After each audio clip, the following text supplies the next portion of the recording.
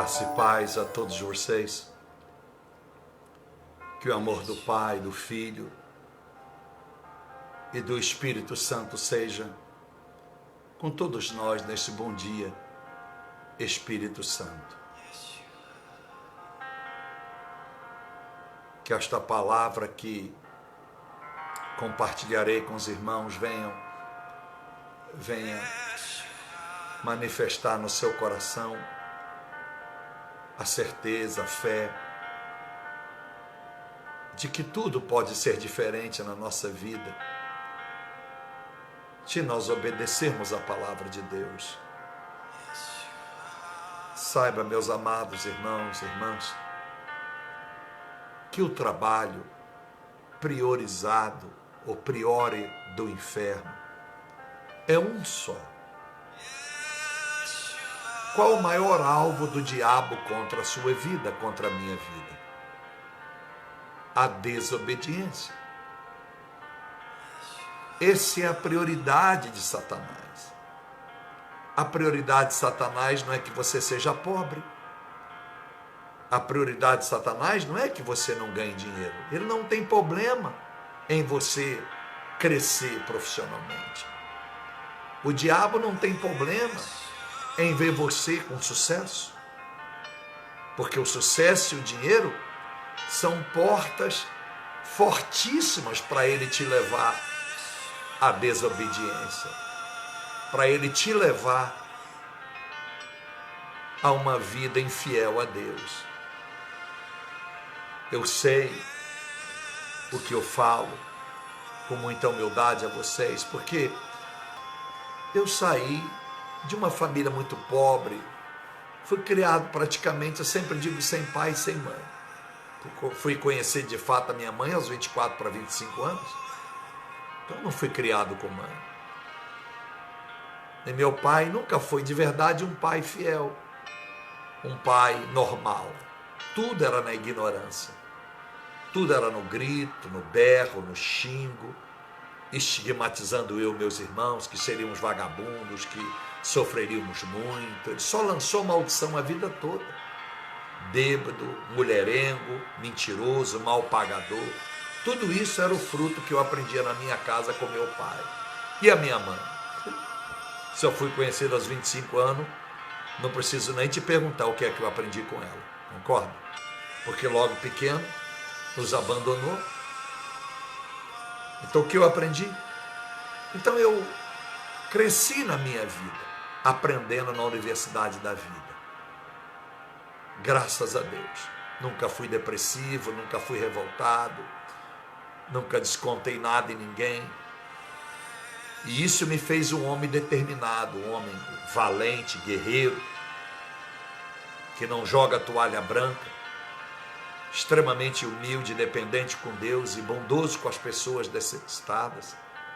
Por isso que eu defendo a causa do mais fraco, por isso que eu sempre quis ajudar as pessoas pobres e faço até hoje. Tenho dito para todas as pessoas e digo para você, um dos desafios que eu estou vivendo, talvez o maior da minha vida, é aprender a conviver com 10%. Foi a maior lição que o Espírito Santo me deu na minha vida. Porque ao longo da minha vida, muitos anos, eu forçadamente fiz Deus conviver com 10% que eu dava. E uma ofertinha, por maior que fosse a oferta, 90 mil dólares, 100 mil dólares, 100 mil, 200 mil, na época de presidente multinacional, era nada diante do que eu faturava, era uma esmola. E não foi Deus que mandou fazer isso. Foi eu que comecei lá atrás. Eu quero dar 10, eu quero dar 30, eu quero dar 40, eu quero dar 50, eu quero dar 60, eu quero dar 70, eu quero dar 80, eu quero dar tudo.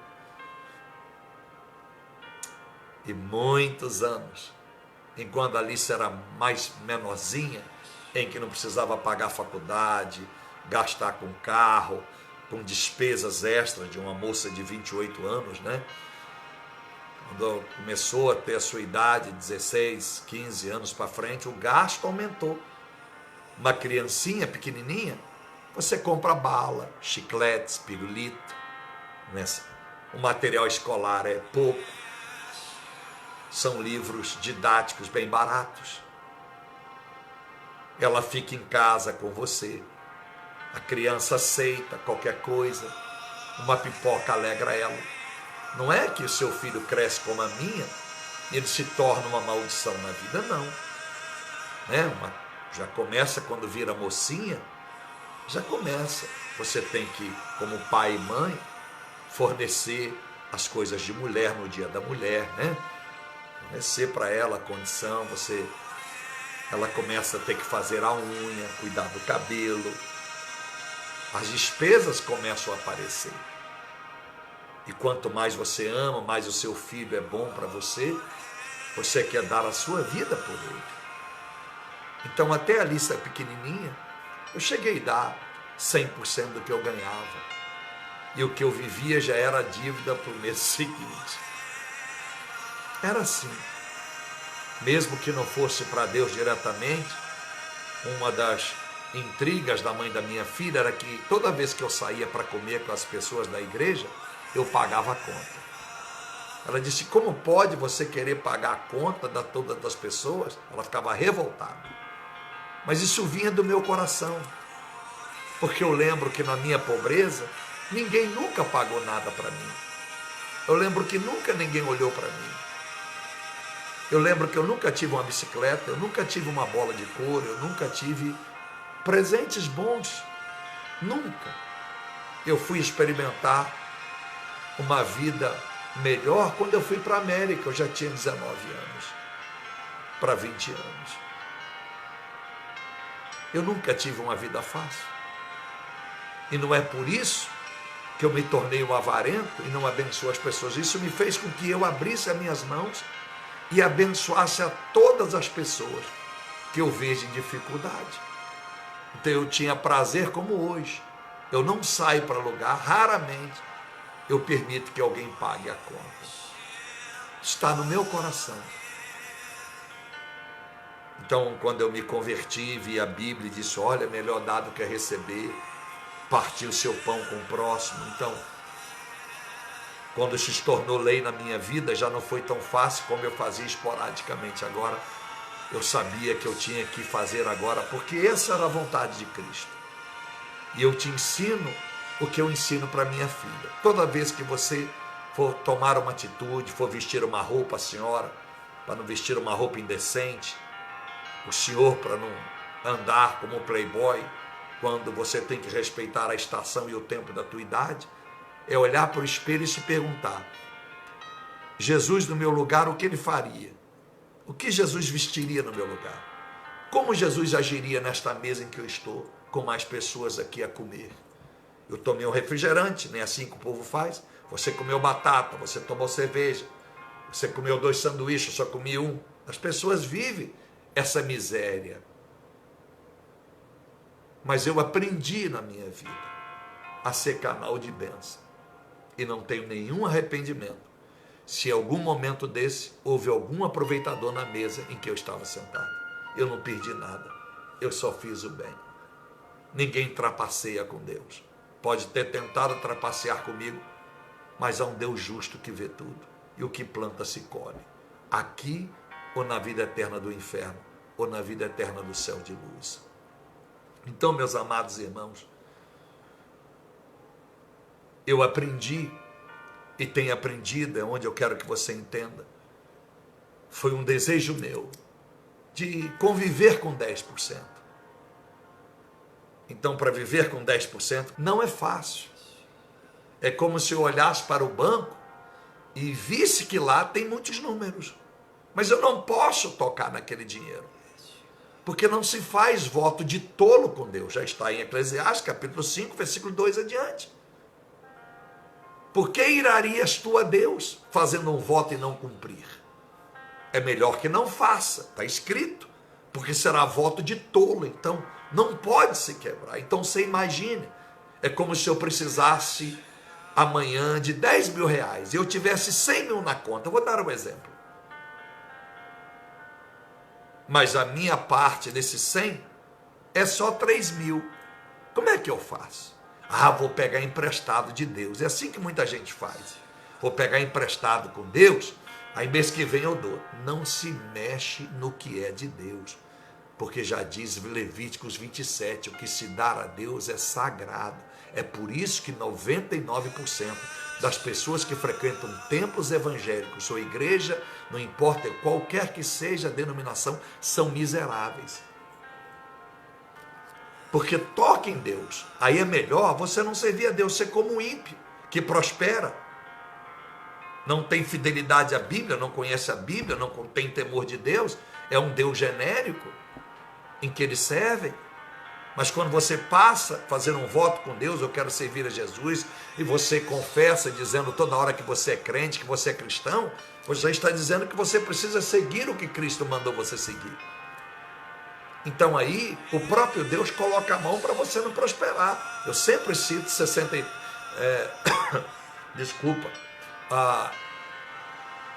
Isaías, capítulo 63, versículo 10. O próprio Espírito de Deus peleja contra aqueles que são infiéis contra Deus. Não é o diabo, não, é ele. Então, se lutar contra o diabo não é fácil, imagine lutar contra Deus. É impossível. Então, eu tenho aprendido a conviver com 10%. E aí é como se Deus olhasse para mim e perguntasse para mim: e aí? O que você acha? É fácil tolerar a infidelidade, Pablo, do meu povo? Foi fácil para mim tolerar suas infidelidades, Pablo, por muitos anos. Então eu me alegro e agradeço a Deus por esta oportunidade, que eu sei que não é para todos. A fé vertical e a fé horizontal. Qual é a sua? Qual é a sua? Então eu agradeço ao Senhor, porque não foi escola teológica, não foi ninguém que me ensinou a isso. E eu quero romper em fé. Eu quero um dia, quando eu partir desta vida, não sei quando, pode ser bem rápido, e que a minha filha possa testemunhar. Ou a Lília, que tem a senha do banco, tem todo acesso, seja na América, seja no Brasil. E a minha filha, que saiba que eu, como pai, deixei um legado. Já podia ter comprado um apartamento fácil, mas eu preferi fazer missões de uma forma que a maioria das instituições chamada igreja não fazem. Não estou aqui humilhando ninguém, nem tampouco dizendo que sou um homem santo e justo. E propus dobrar as nações. Tem que dobrar. E para dobrar, as pessoas do meu ministério têm que ser produtivas e acreditar no meu caráter. Porque o pouco na mão do justo, Deus multiplica. Aprenda isso para você ser abençoado. Aprenda isso para você não ficar no grupo dos avarentos, que você já conhece a minha frase, não é nenhum jargão. O avarento sempre diz o que falta, nunca diz o que sobra. Não seja um avarento. Há pobres que nunca deixaram de ser avarento, como há ricos que nunca deixaram de ser mão aberta. Tem rico avarento e rico de mão aberta. Tem pobre avarento e pobre de mão aberta. Quando eu digo pobre financeiramente, tem pouco. Que Deus te abençoe. Que Deus possa usar o meu testemunho. E vou dizer isso com muita propriedade. Filipenses 3,18. Quando disse Paulo: imitai-vos a minha fé. Imitai-vos a mim. E aí consulta a Deus pela palavra. Se eu sou digno daquilo que estou compartilhando contigo. Eu tenho sede de almas. Sempre digo isso. O que entregamos ao Senhor é suficiente para saciar e trazer gozo na alma. Eu quero deixar um texto para você, que está em Eclesiastes capítulo 7. Lamento que tantos crentes que me assistem além de ver novela, assistem Big Brother, fazendo essa porcaria que ensina sexualidade moral, que ensina palavrões, que ensina intrigas, que ensina a ganhar o jogo a qualquer custo. É lamentável que crentes assistam Big Brother. É lamentável que crentes assistam novelas que não contribuem em nada. É lamentável que cristãos não assistem coisas que possam edificar as suas vidas, ou no mínimo, ler a Bíblia. Os que não assistem televisão ficam na porcaria da internet postando mensagem o dia inteiro. Toda hora bota uma porcaria no Face, no Instagram. A gente fica pensando, essa pessoa, será que ela não deve ir nem no banheiro, ou deve sentar no vaso, na privada, com um telefone, porque toda hora posta. É palhaçada, é foto.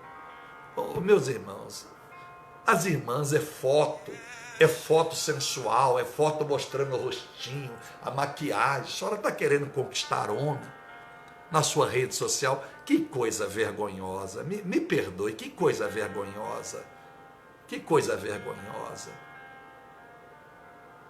A senhora quer conquistar o seu marido, o seu amor, pela beleza que a senhora acha que tem no rostinho, no olho, naquela maquiagem estúpida, naquele batom vermelho de Jezabel? É assim. É assim. Ah, pastor, cada um deve ser feliz como quer. Não, é verdade. Mas existe a fé vertical e aqui existe uma ética.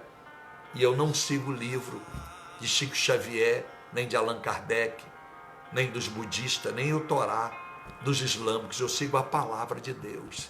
E ela traz coerência para nós. Homens, toda hora postando sem camisa, bota óculos escuros com a mulher na praia, mulheres de biquíni, não tem nenhuma vergonha, nenhum pudor. Não percebe que na foto o seio está aparecendo aqui, ó, de cá para cá. Ah, porque eu só estou observando demais. Se eu observo, imagina o Espírito Santo. Imagina o Espírito Santo. É lamentável. Mas enfim, cada um responderá pelo que faz. Eu sei que por mais que eu pregue e fale aqui, as pessoas continuarão da mesma forma. Da mesma forma.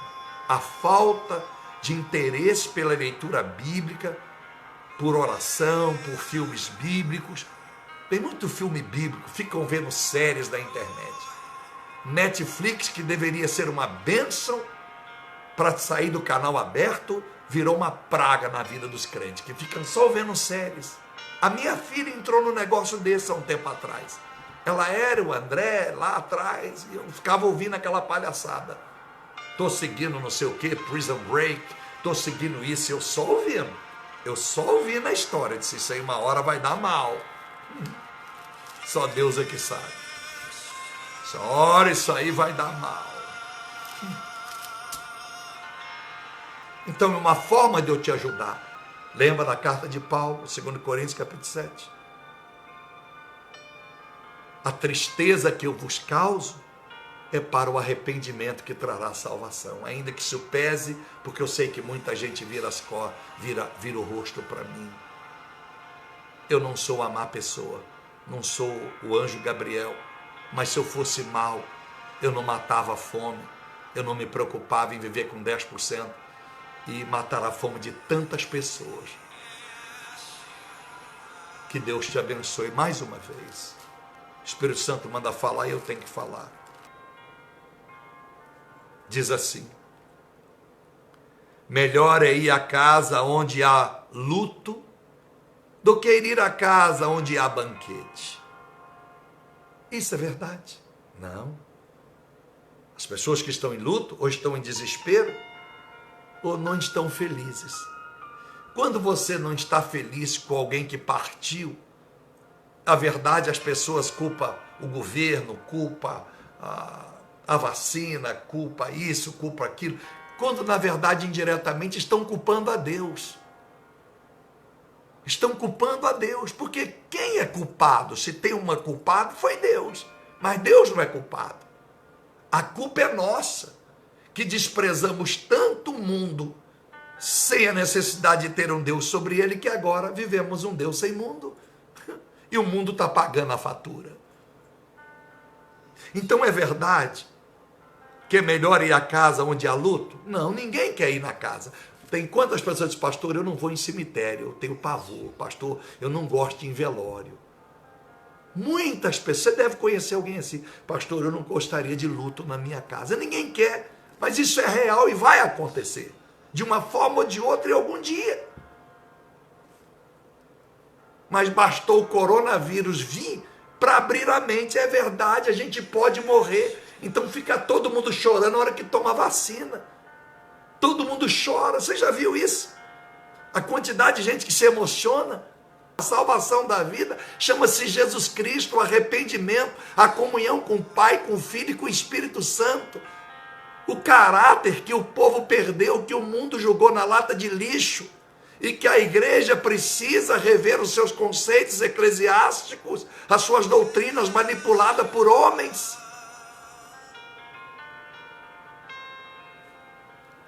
E diz assim, melhor ir na casa onde há um luto do que na casa onde há um banquete, pois a morte é o fim de todos os homens. Que os vivos que ficam reflitam nisso em seu coração. Nunca foi tão real que os vivos que permanecem reflitam nisso com seu coração. Não é com a mente, que a mente é irracional, ela faz imaginações mirabolantes, estúpidas e irracionais, com o coração, com a alma.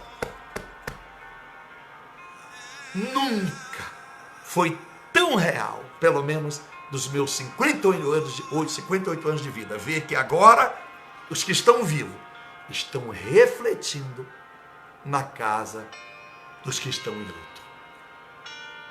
Estão refletindo e estão chorando. Mas ao invés de chorar, deveriam estar de joelhos aos pés do Senhor, não fazendo o sinal da cruz e promessa, se o Senhor me deixar vivo, eu vou até Aparecida, 100 quilômetros de pé, eu vou dar meu dinheiro todo. Reflita com seu coração, porque o fim de todos é a morte aqui, mas pode ser o início da vida para você, a eternidade que a maioria perde, porque Mateus 7,13, a porta é estreita e poucos são aqueles que passam por ela. Amém? Lucas 2, 29. Simeão, agora posso morrer, porque vejo o Salvador prometido. Não foi a Covid que fez Simeão desejar a morte, não foi a crise nem a fome, não foi a guerra nem os romanos, foi quando o encontro com Jesus fez com que Simeão dissesse, agora pode levar o teu filho em paz. A paz de Simeão não estava enquanto ele tinha, quantos filhos havia criado, a esposa, a casa, enfim. Não era ser judeu e carregar a bandeira de Davi. Era ter encontrado Jesus, o privilégio, porque nós pedimos que Jesus nos coloque no colo. Foi o único homem, pelo menos escrito na Bíblia, fora Maria e José, que deve ter lógico, que pegou Jesus no seu colo. Imagine. Mas eu tenho uma boa notícia para você não ficar triste. Eu queria ter pego ele no colo. Deus mandou dizer para você, hoje você pode levá-lo no seu coração.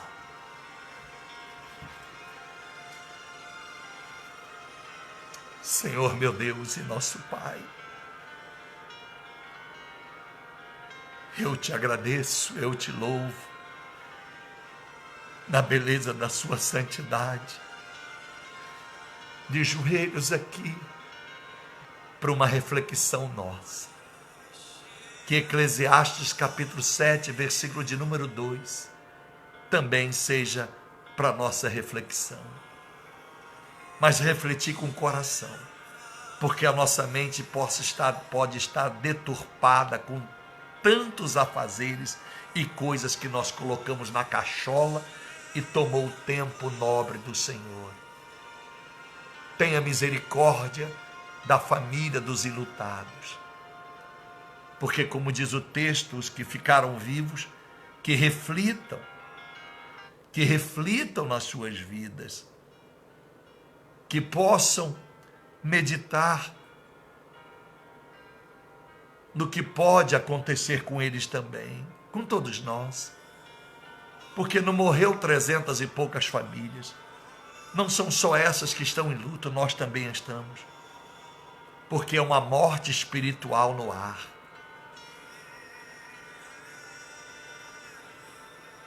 Nós precisamos, chegamos ao ponto que o maior milagre, embora tem tantos deficientes visuais, tem tantos deficientes auditivos, tem tantos deficientes vocais que não pode falar, tem tantos deficientes físicos, tantos doentes com tantas enfermidades que os séculos vêm trazendo.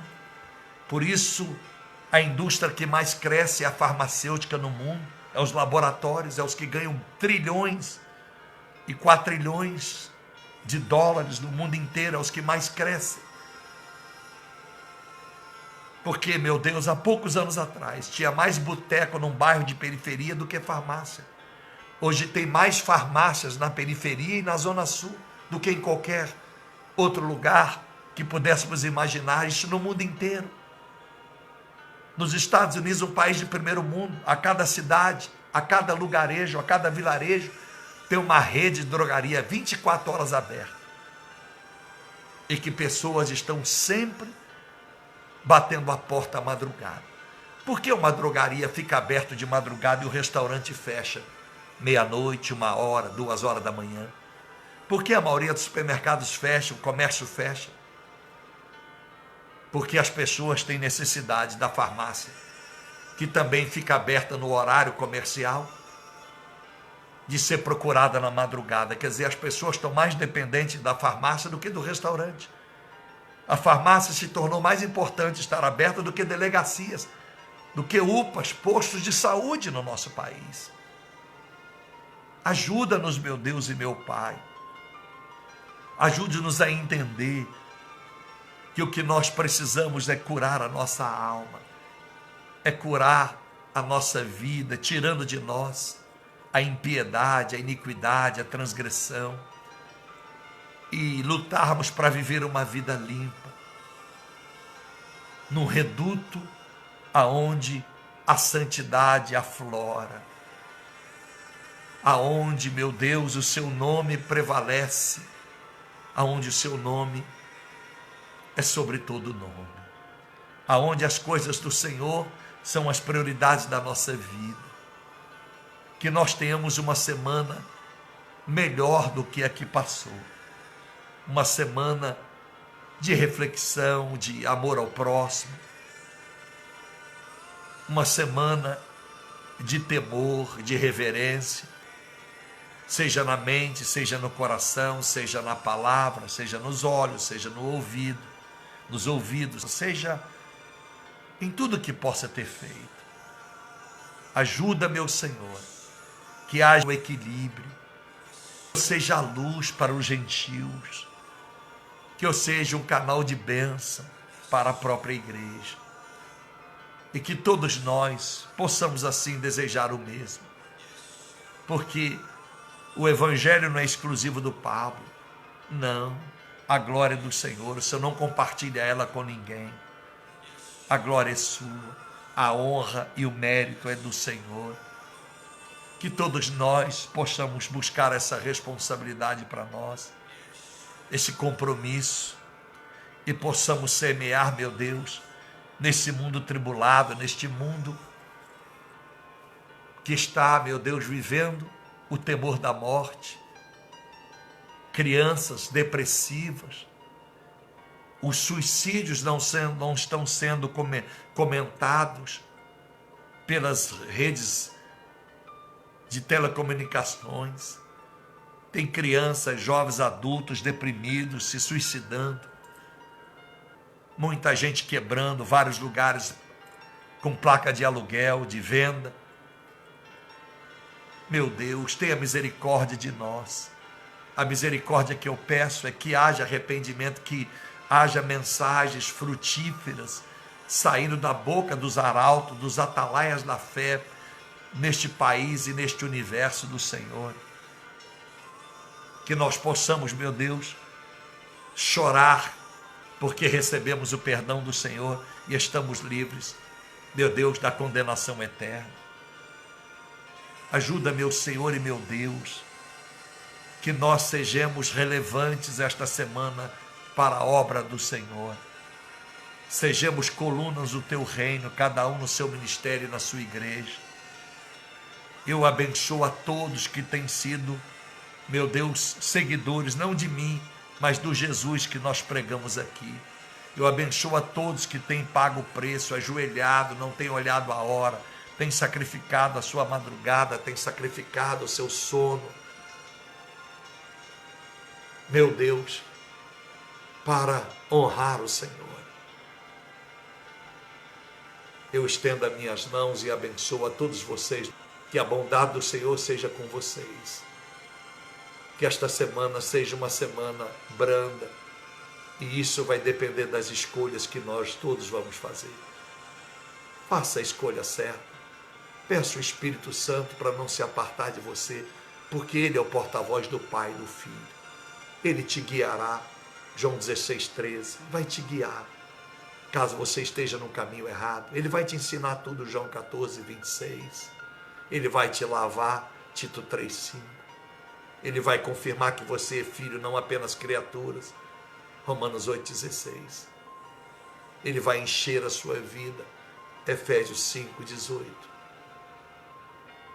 Ele vai ser seu consolador, o seu amigo, o que vai te ensinar e ajudar a orar todo dia, Romanos 8:26-27.